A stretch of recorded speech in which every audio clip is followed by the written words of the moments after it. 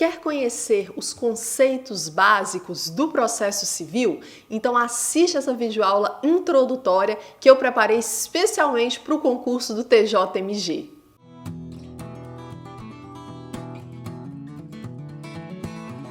Olá, seja bem-vindo ao meu canal. E se você vai tentar o concurso do TJMG, edital 2022, comenta aqui embaixo, faça sua inscrição, curte esse vídeo porque eu vou trazer muita videoaula gratuita deste tema aqui. Inclusive já tem uma playlist aqui chamada TJMG com vários conteúdos contemplados em diferentes cargos do edital. Então confere lá para você poder ver quais conteúdos ali vão ser úteis para você. E eu já fiz um vídeo aqui também em que eu falo sobre como estudar de graça para este concurso.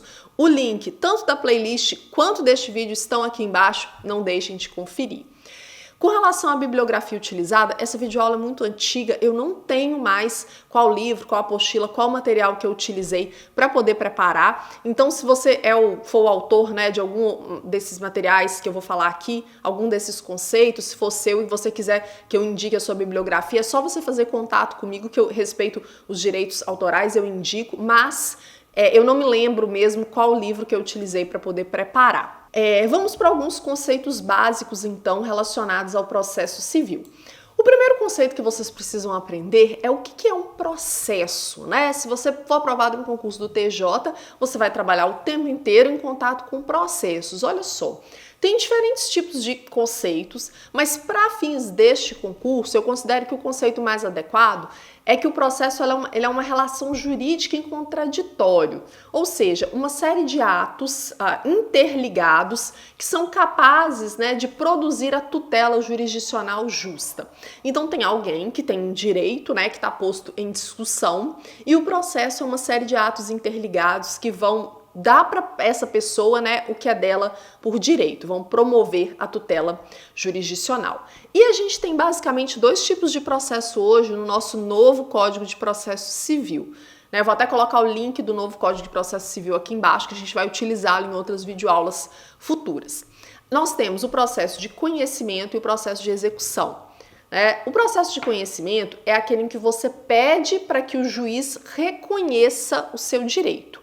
E o processo de execução é aquele em que o seu direito já foi reconhecido, né? Mas você pede para que a parte contrária seja forçada a te entregar aquilo que é seu por direito, mas que ela não está entregando espontaneamente. Então, processo de conhecimento, você quer que o juiz declare um direito que você tem. Processo de execução, você quer que o juiz obrigue alguém a entregar para você aquilo referente a um direito seu que já foi reconhecido. Muita gente confunde, né, os conceitos de processo e procedimento.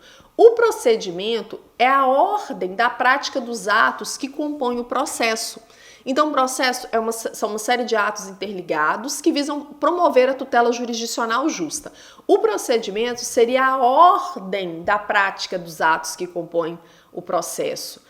Os procedimentos são os atos interligados em conjunto. O que acontece primeiro? O que acontece depois? O que acontece depois em um processo? Isso que é o procedimento. Nós temos outros conceitos importantes que são o conceito de distribuição e de protocolo. Quando eu dou entrada em um processo pela primeira vez, eu proponho uma ação, esse processo vai passar pelo protocolo e ele vai ser distribuído. Então, hoje em dia é tudo feito de forma eletrônica, pelo PJE. Eu vou falar sobre autos processuais eletrônicos aqui em videoaulas futuras, mas protocolo é o ato pelo qual, o advogado, as partes, algum terceiro interessado apresenta uma petição inicial e demais petições ao longo do processo. Então, para eu apresentar essa petição no processo, eu tenho que fazer um protocolo dessa petição. Hoje em dia esse protocolo ele é eletrônico. E aí, após o protocolo, essa petição inicial ela é distribuída entre as diferentes varas que compõem aí, a atividade jurisdicional de uma determinada comarca. Então, Vamos supor que eu atuo em uma determinada comarca, né? Eu sou advogada que tem 3 varas cíveis. Quando eu protocolo um processo, né? Eu não sei, eu não posso escolher para qual vara que eu vou mandar. Eu não vou mandar ele para a vara do juiz que eu gosto mais, infelizmente, né, gente?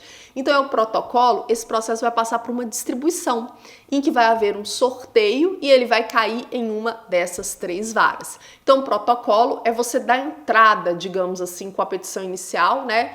E com outras petições ao longo do processo. E distribuição é esse sorteio para saber em qual vara que o processo vai cair, naturalmente quando a comarca, né, tem mais de uma vara. Então, se a região possui mais de um juiz cível de primeiro grau, né, todos aqueles juízes são competentes para decidir a demanda, então o processo vai ter que passar aquela petição inicial para uma espécie de sorteio, né? Isso aí que é a distribuição inicial. E por falar em petição, a gente vai para um outro conceito que eu já falei aqui, já mencionei aqui, né, que é a petição inicial. A petição inicial é o ponto de partida de um processo. Ela é a peça processual que instaura o processo jurídico. Então, ela que leva para o juiz Estado, né, os fatos constitutivos de um direito. Que são, né, a causa de pedir, os fundamentos jurídicos, né, o pedido. Se um cliente meu ele quer se divorciar da esposa dele, né, eu vou mover uma ação de divórcio, né, contra a esposa dele. Então, eu preciso elaborar uma petição inicial referente a essa ação de divórcio. Então, a petição inicial é o primeiro ato que ocorre em um processo. Então aqui a gente tem um conceito, né? A petição inicial é o instrumento pelo qual o interessado invoca a atividade jurisdicional, o interessado faz surgir o processo, ok? E aí na petição inicial o interessado ele formula sua pretensão, né? Ele escreve ali, ele diz para o juiz o que ele quer daquele processo e o juiz só pode julgar em cima do que o advogado colocou lá na petição inicial, né? Em cima do que o seu cliente pediu, né? O juiz não pode dar para o seu cliente nada além do que aquilo que foi pedido ali. A autuação é quando o serventuário ele organiza os papéis e os documentos encaminhados pelas partes no processo. Esse conceito de autuação ele faz muito mais sentido num processo físico do que num processo eletrônico, né? A autuação tem a ver com organizar os documentos no processo em uma sequência lógica. No processo eletrônico acaba que isso meio que acontece naturalmente, mas é importante vocês saberem este conceito. O registro, né, é por meio do registro que o cartório, né, que a secretaria documenta para saber se existe ou se não existe um procedimento sobre algum litígio. Então, quando o processo ele é registrado, né, é feito um cadastro lá. Hoje em dia isso é feito até pelo advogado, por meio do PJE, é o advogado que faz esse registro. Então, cadastra lá, né, o número do processo junto com o nome das partes, advogado, a vara que o processo caiu, né, aparece ali um número que foi atribuído ao processo. Então o advogado faz todos esses cadastros, aí é distribuído, vai para uma vara e o processo ganha um número. Então o registro é quando é lançado no sistema, digamos assim, as informações mais importantes sobre aquele processo. Tá gostando? Tá aprendendo? Eu tô falando rápido para a gente aproveitar o nosso tempo, mas você pode pausar, anotar o que eu falei, pausa de novo, né? Passa para o próximo conceito, anota. E se está sendo útil para você, curte, comenta e compartilha. Gente, um outro conceito aqui, né? A numeração e rubrica. O que é essa numeração e rubrica? Também fazia muito mais sentido no processo físico, né? Após o recebimento da petição inicial, a Secretaria da Vara, ela registra, né, a petição. Hoje é o advogado que faz isso por meio do PJE, mas no processo físico, o pessoal da secretaria, os serventuários que registravam, né, este processo, e aí as páginas do processo elas são numeradas. Isso também ocorre no processo eletrônico, né? Cada página recebe um ID, que é uma espécie de uma numeração. E aí no processo físico, né, o serventuário que fazia essa numeração, ele rubricava cada página, tipo que atestando que foi ele que fez aquela numeração mesmo, né? Hoje em dia, essa numeração ela é feita eletronicamente por meio do PJE. Gente, guarda, conservação e restauração dos autos processuais. Um conceito muito mais aplicado ao processo físico que ao processo eletrônico. Os processos físicos, né, que ainda existem, que não foram digitalizados ainda, para cada vara a gente tem uma respectiva secretaria que é uma central, assim, é um espaço que cuida das questões administrativas relacionadas àquele processo. Inclusive, essa secretaria é responsável por armazenar ali o processo físico.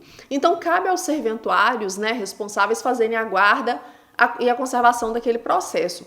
Lembrando que se um determinado processo ele foi perdido, né, o processo físico pode acontecer, isso acontecia na época do processo físico, é necessário promover a restauração, né, deste processo, e isso também cabe aos serventuários, né, responsáveis ali que atuam no Tribunal de Justiça. Um outro conceito que se relaciona ao processo físico é o exame em cartório, né? Então o advogado ele pode comparecer nas secretarias e pedir para ver o processo físico, para manusear, para tirar foto. Claro que isso serve só para o advogado daquele processo, desde que o processo não esteja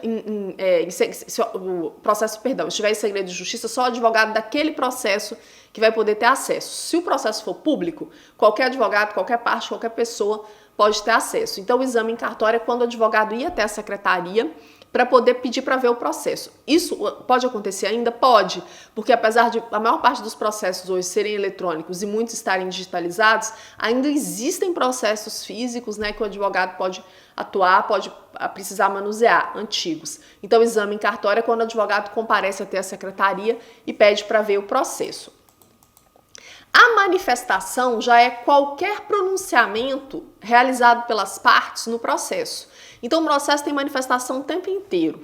Como que funciona? O autor e o réu, né, que são aí os sujeitos do processo, a gente ainda vai falar sobre isso, eles se manifestam no processo por meio do seu advogado ou da sua advogada. Então, a manifestação é quando você fala no processo. Você indica, por exemplo, para o juiz quais provas você pretende produzir. Isso é manifestação. A vista é quando o processo ele é aberto para a parte interessada ir lá tomar conhecimento, né, do seu conteúdo. Então, o processo, o réu, ele apresenta, por exemplo, uma contestação, né? A contestação é a resposta do réu à petição inicial que foi feita pelo autor. E aí o juiz vai e dá a vista para o autor, né, da contestação do réu. Então, a vista é quando você chama a outra parte para poder se manifestar sobre o que a parte contrária falou. No caso dos processos físicos, né, o advogado defensor público ele pode fazer a retirada desse processo físico da secretaria, né, pelo tempo que a lei determina para extrair cópias, né, para analisar melhor. É cada vez menos comum essa prática, porque boa parte do nosso sistema hoje está informatizado, mas ainda existem processos físicos que o advogado pode precisar ir até a secretaria fazer a carga, e a carga é justamente retirar esse processo para poder ele analisar lá no escritório dele. Tem o prazo previsto em lei, depois ele é obrigado a devolver. Se ele não devolve, o advogado vai pagar uma multa e ser responsabilizado.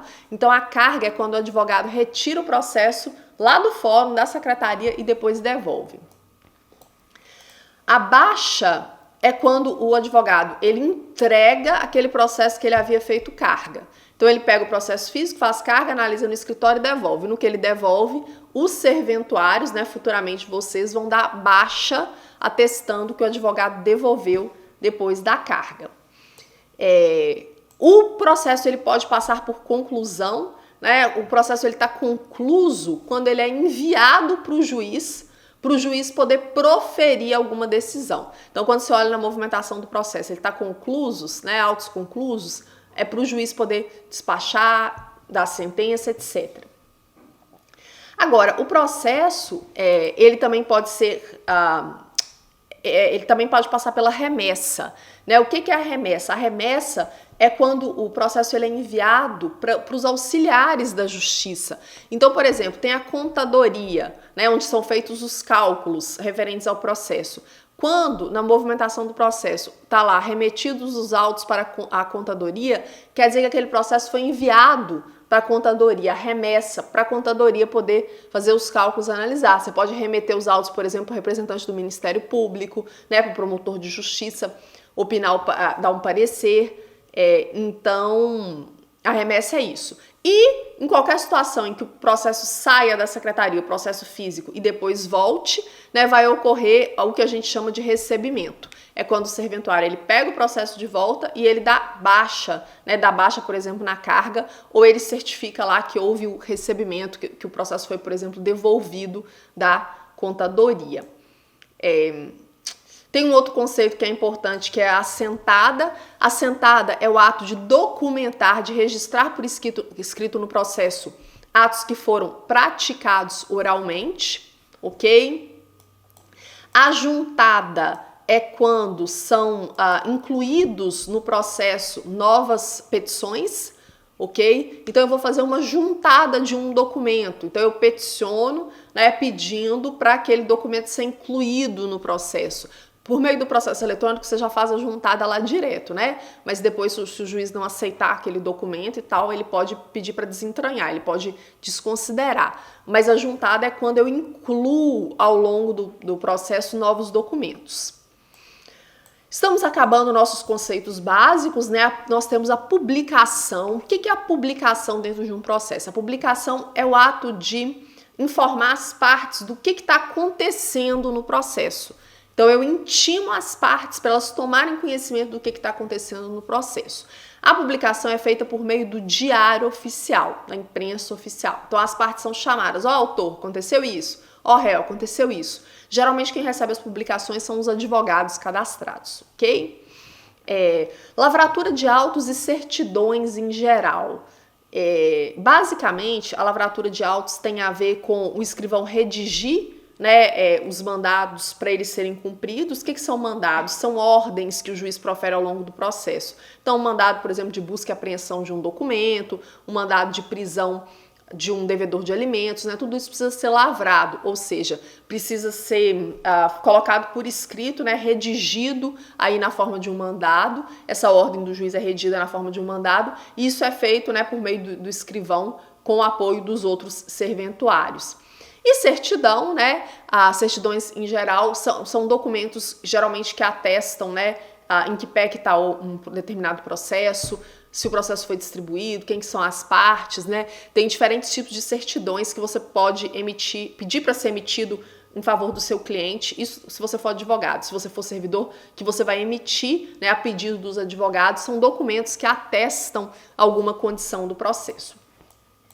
E por fim, a gente precisa saber o que é contestação. A contestação é a defesa feita pelo réu, é quando o réu se defende daquilo que o autor falou lá na petição inicial. Gente, não falamos todos os conceitos, mas acredito que eu contemplei os principais aí. Continua me acompanhando por aqui que nós vamos ter mais aulas de noções de processo civil. Um grande abraço e até mais!